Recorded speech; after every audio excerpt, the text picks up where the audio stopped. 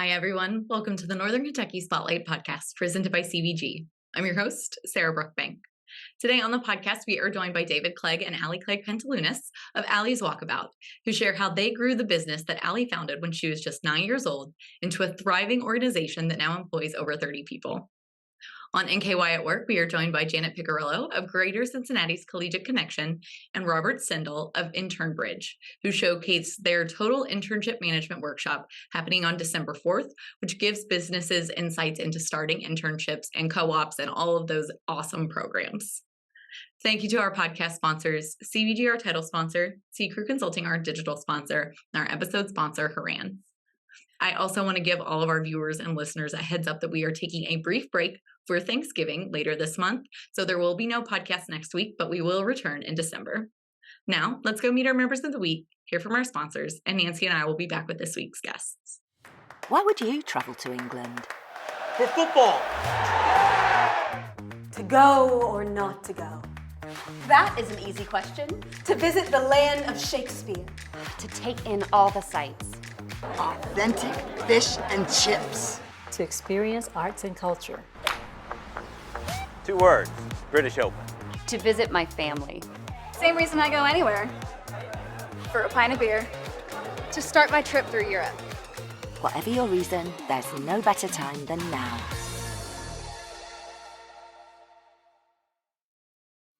Ranking on Google Search and Maps is easy to understand, but hard to do. It requires constant effort and attention, uploading new photos, responding to Google reviews, writing weekly posts, and checking suggested updates. Google listing optimization takes experience and time, and there are no shortcuts. C-Crew gives your Google My Business account the steady, consistent attention it needs to be effective, optimizing, updating, and expanding critical content every single week. From local retail stores to large regional networks, C-Crew generates content, establishes benchmarks, and creates dramatic, measurable increases in engagement. So what can C-Crew do for your business?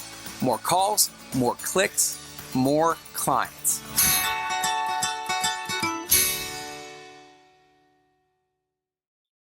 Congratulations to our members of the week. You can learn more about these businesses by following the Northern Kentucky Chamber on social media, where we will highlight one of these businesses each day. Now, let's meet our members of the week. Resource Mobility offers web design solutions for clients and helps with digital services like SEO, marketing, mobile site interaction, hosting, and more. Local businesses can partner with Cincinnati State through their nationally recognized cooperative learning program and custom training through its Workforce Development Center. Be Creative Catering is a husband and wife team working side by side to provide exceptional service to their clients from start to finish. Deadlow Brewing is a craft brewery located near Coney Island with a full kitchen, great food and beer menu, events, and more. Hi, everyone. Today on the podcast, we are joined by the team from Allie's Walkabout. We are joined by David Clegg and Allie Clegg-Patelunas. Thank you guys so much for joining us today. Thanks for having us. Yes, you guys are literally right around the corner from the chamber, but tell us about yourselves. Well, I started Allie's when I was 9, and I asked my dad for some spending money, and basically I just asked him to help me come up. Well, he told me he wouldn't give me anybody to teach me how to earn it, so I kind of knew I loved dogs. I, like every little girl, wanted to be a vet when I grew up.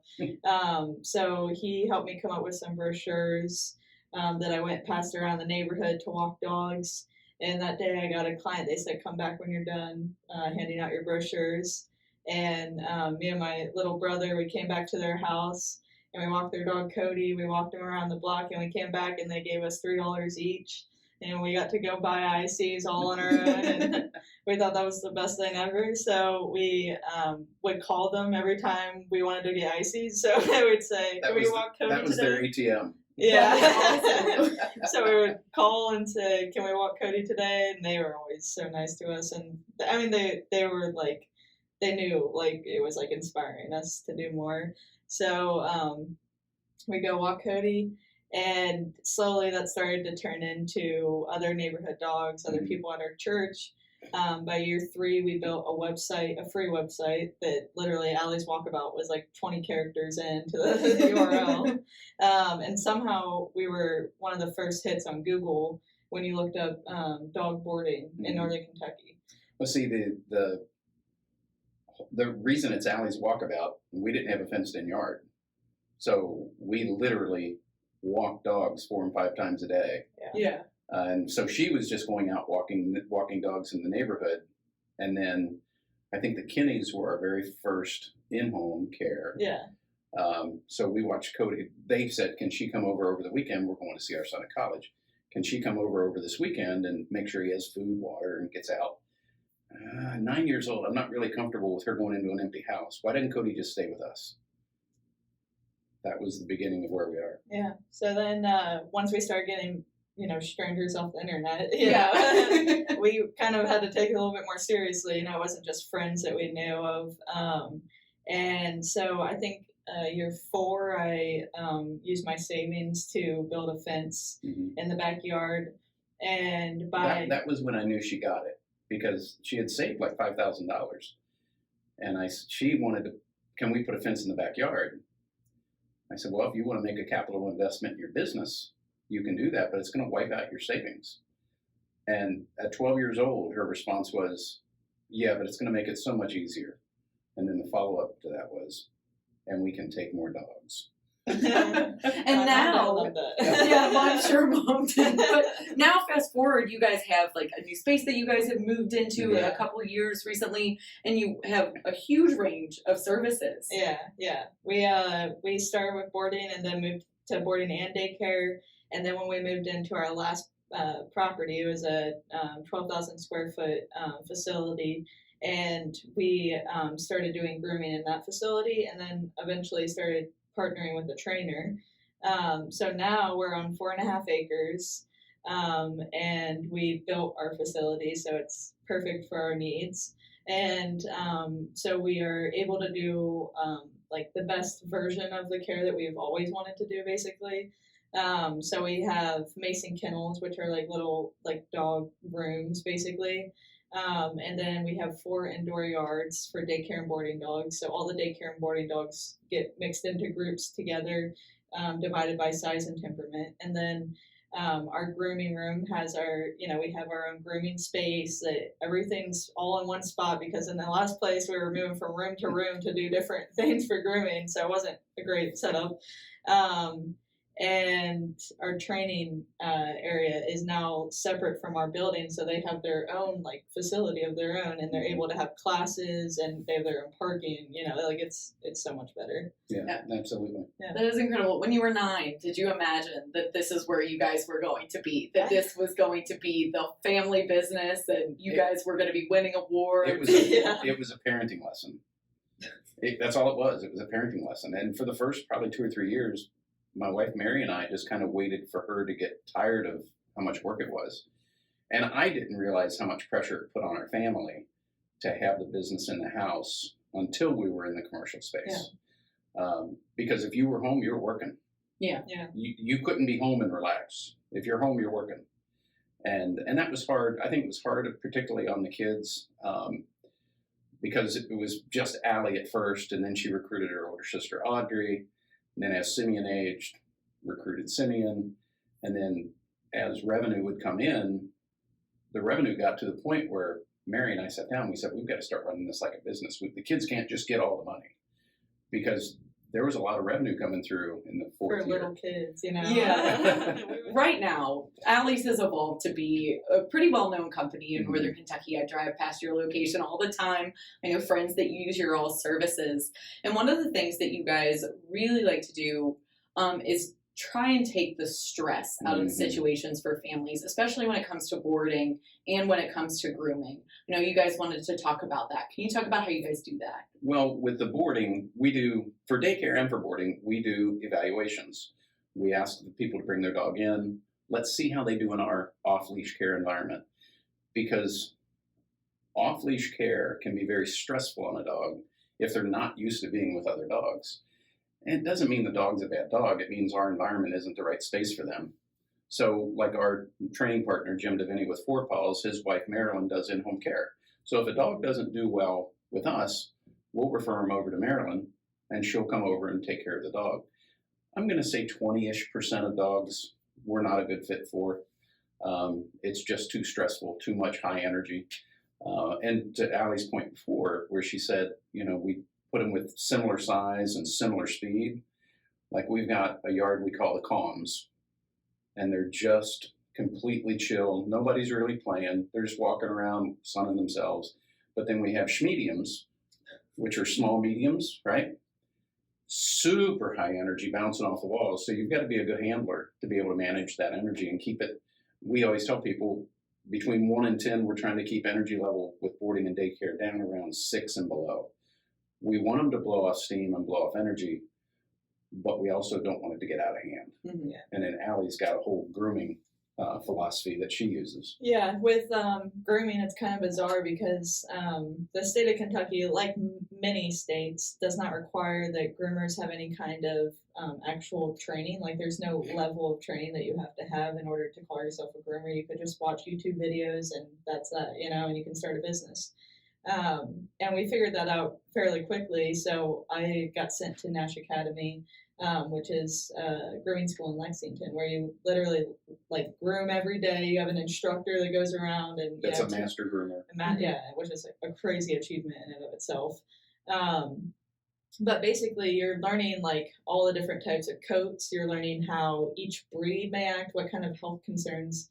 In a lot of ways, we can know a lot of the same things that a vet tech would. You have to know the ins and outs of everything in order to be able to provide a truly safe environment. Mm-hmm. And so all of our groomers go through grooming school and are all certified groomers. And we kind of continue that education. We go to grooming expos.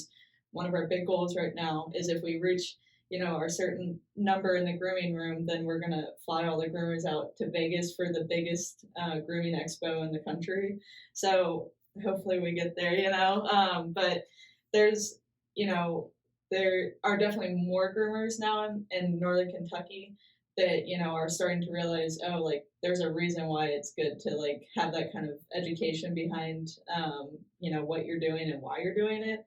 But at the same time, there's so many horror stories that I hear, obviously when growing up with dogs in the house constantly, I really got used to seeing all the different types of behavior that you can have, because we never really turned away dogs in the house. We didn't know that was a possibility, So, now it's okay, yes, we could do 10 dogs a day for each groomer and, make a ton of money. But that's not really the goal. I always tell people I want to be the Ritz of doggy daycares, I want to make sure that we're going the extra mile and we're, making sure the parents know that, making sure we're communicating everything clearly. We're not just telling them they didn't do well and then letting them walk out the door. Right. If they didn't do well, what are the solutions to that? Mm-hmm. And with grooming, that's a giant thing that we have to, Doodle's got to get groomed, if they aren't able to get groomed, then we need to be able to help the parent figure out how to have them have a healthy life. They need to be able to come to the groomer. I think you guys fit such a beautiful niche in our community, especially when we think about, I'm a millennial, obviously, and I'm a dog parent. I don't have kids of my own. Right. My dog, his name is You're Pickles. Our target he audience. is my baby. He is my child, right? You guys are filling this niche market of these people who really do care very deeply about their pets. Mm-hmm. And I know one of the things that you guys try to do is care just as much about those pets as their families do. And mom and dad. Yeah. Mm-hmm. We want to love our clients and our pets that we're taking care of. It's funny, you said, I'm a millennial, but one of the other crazy, could have never believed this in my life if you'd have told me ahead of time, is empty nesters. Mm-hmm. Yeah. Empty nesters that their children probably don't even recognize anymore because, Mom, Dad, you never let us have the dog in our bed. Yeah. My parents' new dog gets treated way better than our older dog. Not to say that our other dog was mistreated, but this new one's on the couch all the time. Yeah, it is funny. I mean, there's just so many different ranges of people, and we kind of have to adjust what our message is to each person, because we obviously still have our fair share of clients that have families and kids and they're running all around. So those people, it's okay, you clearly don't have time to do all the brushing and stuff at home, so let's just get you in more often and that kind of thing. So we really work with the parent. We just want to be able to have that honest like interaction of just like, okay, how can we help make your dog as happy and healthy as possible? And sometimes that means they can't come to us, you know, and we refer them to someone that can take care of their dog better, you know. Like in grooming, we have a phrase, humanity over vanity. Yeah. If a dog's matted, could they literally get the mats out? Yeah, probably. Is it going to be a very painful process for the dog? Yeah. All right, let's shave the coat down and let's start over. Yeah. And let's give you this comb, show you how to use this comb, so your dog doesn't get in this condition again. Yeah. It seems like there is a lot that goes into it. Obviously, as a pet parent, I know how much it is to take care of one dog. Yeah. But you guys see tons and tons of dogs throughout your weeks, throughout your days. And one of the things I think is really cool is that you guys have grown in such a way from being just a small company to now you guys are like a staple in Northern Kentucky. What do you guys attribute that success to? God, his kindness. We've worked really hard, but he's been very kind to us. And our team. We had a manager's meeting today, and I think it was your mom said, I don't think we've ever had this level of leadership all over the leadership team. And we just promoted one of our managers to assistant general manager. But she's been acting in that role for a long time. So with God's blessing and oversight of our hard work, and a lot of people's hard work, like we have a lady that works with us, Miss Janice. She's a retired postal carrier. And she's one of the... Now, the thing I love about Janice, what's your dog's name? Pickles. Okay. You would walk in with Pickles once, and she would remember Pickles forever. She'll never remember your name. Yeah. You will be forever Pickles' mom. Yeah. Hello, Pickles. Hi, Pickles' mom. Yeah. And the crazy dog people we serve love that because they want their dog to be the focus. Yeah. And that's, I mean, one major thing is we are a family-run business, and I think something that we really always, whether or not it was naturally, I don't really remember. I mean, it was like I was growing up with this, so I really don't know for sure that this was on purpose. But we kind of adopt like all of our employees, like they become like a part of our family because, I mean, in the dog industry or animal industry in general, you're typically relying on animals as a like type of therapy almost, like you get purpose from working with animals, you know. So we get a lot of people with harder past and that have been through a lot, you know, may or may not have family. So a lot of times we become each other's family, and I think because of that, it helps to have such a reputable brand, and because our employees are, you know, they are so passionate about what they do, and it is a career. As much as, you know, some parents may not feel that way, like it is a career, you know. When are you going to get a real job? You don't go to college for it, but there is something to it that is irreplaceable. You know, you can't find that when you're, you know, working an office job. It's just like those animals, they remember you, they love you, they, you know, like that we don't allow people to work any less than 3 days because we want the dogs to know the handlers, you know what I mean? And we do yappy hours through the spring, summer, and fall. And like our next one is next Tuesday down at the Standard in Covington. And so we'll go down and a bunch of crazy dog people get together, hang out and feel normal for a little bit. And that community is what we're trying to build. That's why like we're trying to open a location in Covington. There's been some legal difficulties there. But we don't want to be just one big, huge behemoth that everybody comes to. We want to go build little smaller footprints around the community and then invest in that community. So whether that's Wilder or Alexandria, Covington, West Side, East Side, North Side, you know, just building that community right there. Now, having the larger community of Allie's Walkabout too would be important to us, but we find that we're supported primarily, well, although we have a couple of clients that live downtown Cincinnati, drive to Erlanger, drop their dog off, go back to Cincinnati and go to work. Yeah. You know, it's like, okay, thank you. That's crazy. And you kind of touched on what my next question was going to be, but what does the future look like for Allie's Walkabout? Well, that's like something that I feel like we thought we knew what we wanted in the future several times now.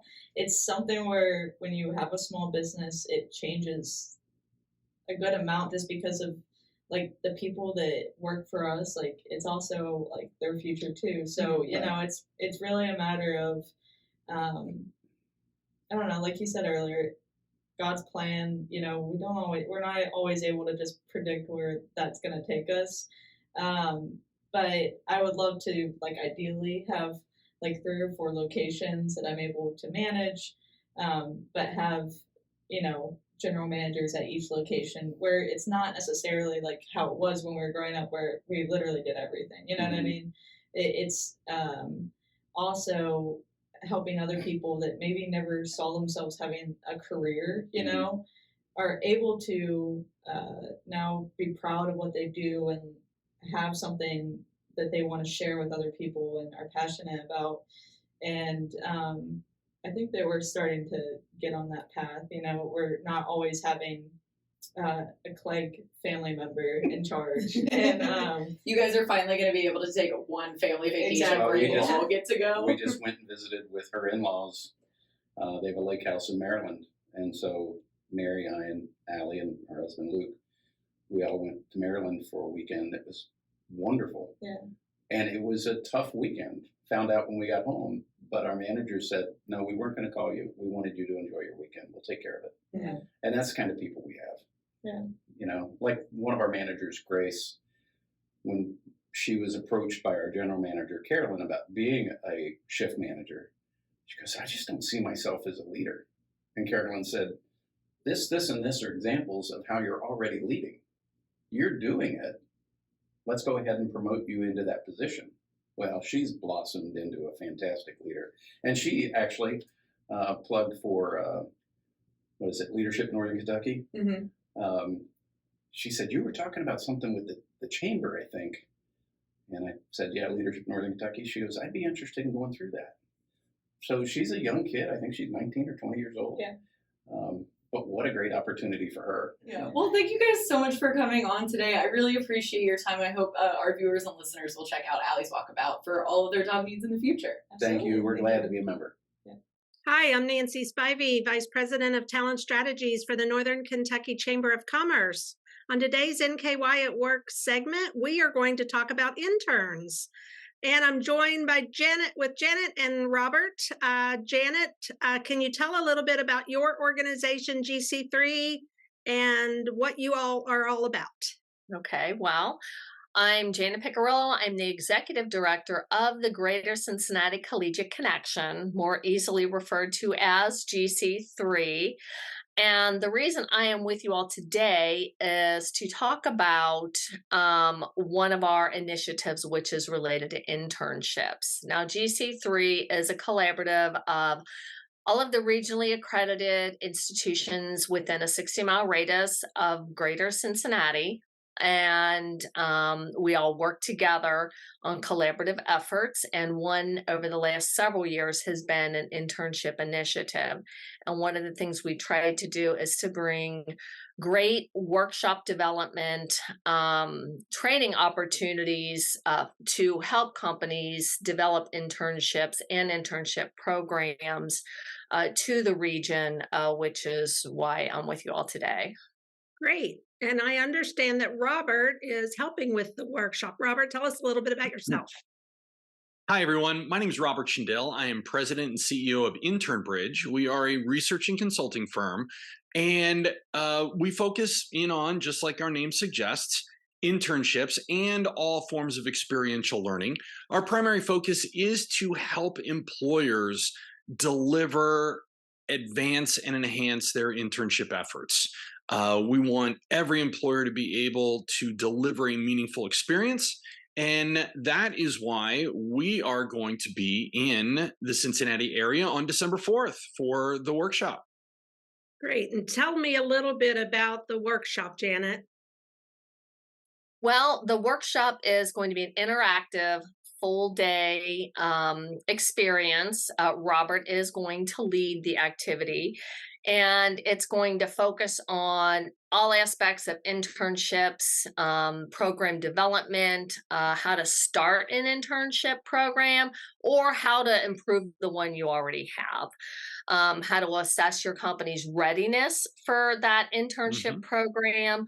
It's going to get into some of the legal and human resource aspects involved, and just talk about everything related to getting this internship program up and running.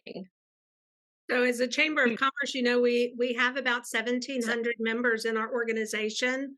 Those are employer members primarily, and many of them are small businesses. Can small businesses have internships? What does that look like? I don't know. Robert? Maybe? Absolutely. And I think that's one of the great myths that's still out there. That, I have to be a Fortune 10 company in order to have an internship program. And that's just not the case at all. In our research, about 70% of the students who are responding to our survey are working at companies less than 500 people. So that small to medium-sized business is where our students are moving to.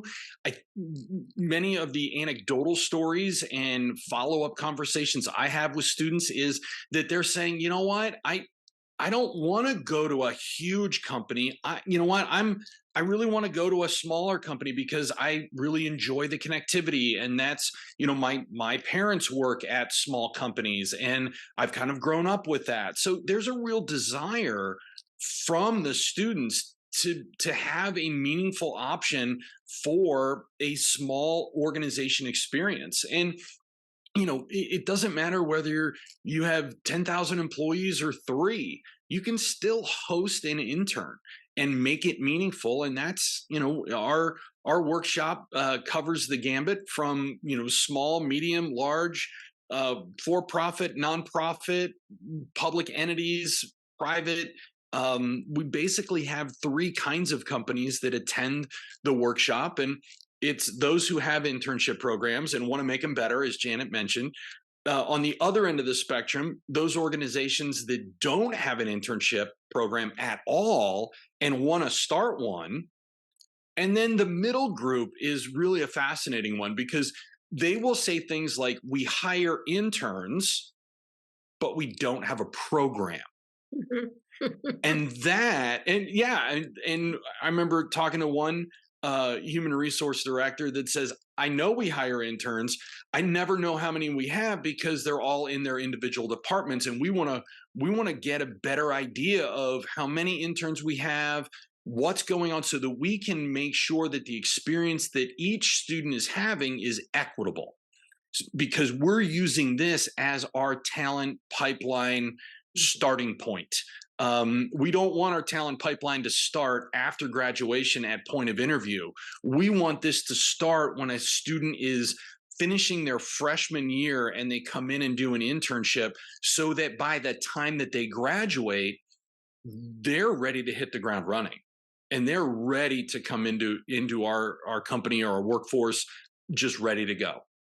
Well, and I think part of our talent strategies this year has really been around making that college community connection, making sure that students understand early on in their college experience all the opportunities that are available in our region. We really are strongly passionate about keeping our students local after they graduate. And I think internships is a great way to start them on that path. Anything you want to talk about specific to the event itself, how people register, where's the event at? The details, is there a link for people to follow or find out more information? The event is Monday, December the 4th, starts at 8:30 a.m. and goes till about 4. It is being held at in the Schiff Family Conference Center in the Cintas Center at Xavier University. Great. Parking is free. You will get a parking pass, so parking will be easy to come by. And so the event will be a full day interactive, interpersonal event. Mm-hmm. I think one of the really wonderful assets of this activity is folks will be able to sit down with their counterparts at other companies and businesses and kind of talk all of this stuff through. Some folks will be there who have some experience, and I know they're willing to share that with some who don't have as much experience. And Nancy, you mentioned these small businesses, and those folks are highly encouraged to attend because internships are a great way to introduce the whole concept to the students, the option of working in a small business. But for those small businesses, internships are vital because it does create that talent pipeline that I think some of them really struggle to build. Robert, did you have anything to add? No, yeah, you're hitting the nail on the head there, Janet.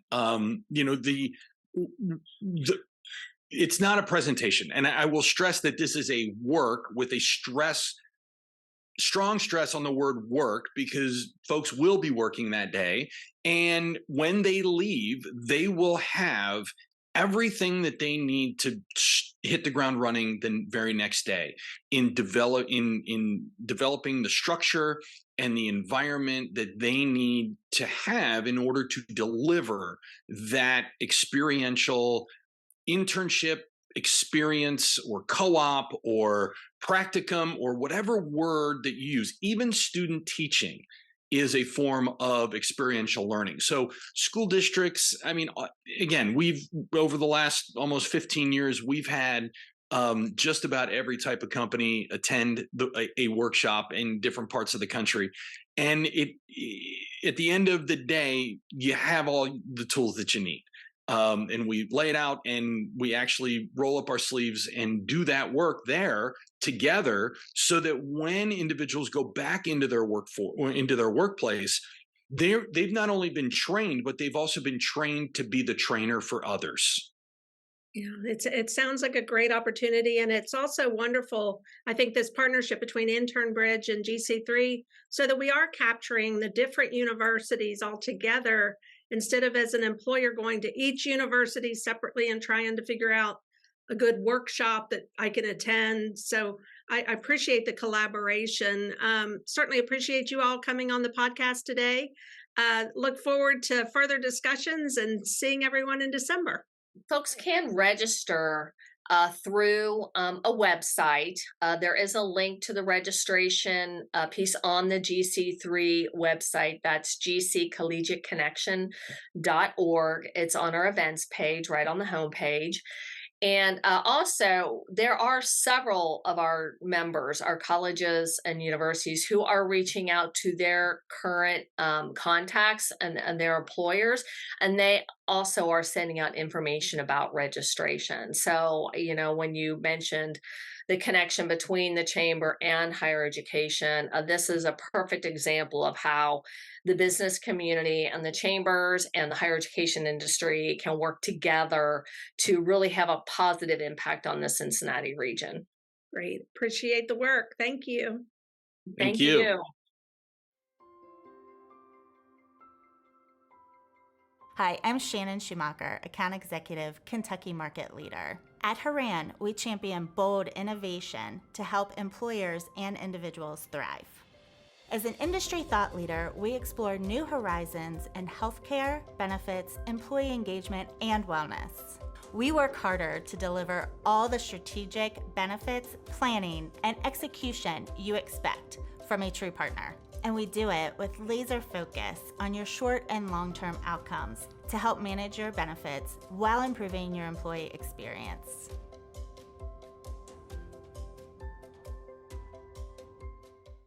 Thank you all so much for tuning into the podcast this week and learning a little bit more about Allie's Walkabout and the Total Internship Management Workshop happening on December 4th. Thanks again to our podcast sponsors, CVG, C Crew Consulting, and Haran. Finally, if you are a Northern Kentucky Chamber of Commerce member and you want to be featured on the Northern Kentucky Spotlight podcast, please reach out to Lynn Ablin. And if you're someone who is interested in sharing your workforce strategies and resources on NKY at Work, please reach out to Nancy Spivey. You can find their contact information on the screen in front of you or at our staff directory at nkychamber.com. Thanks again for tuning into the podcast. I won't see you guys next week, but I'll see you in December. Happy Thanksgiving from the Chamber. We wish you all a very safe holiday.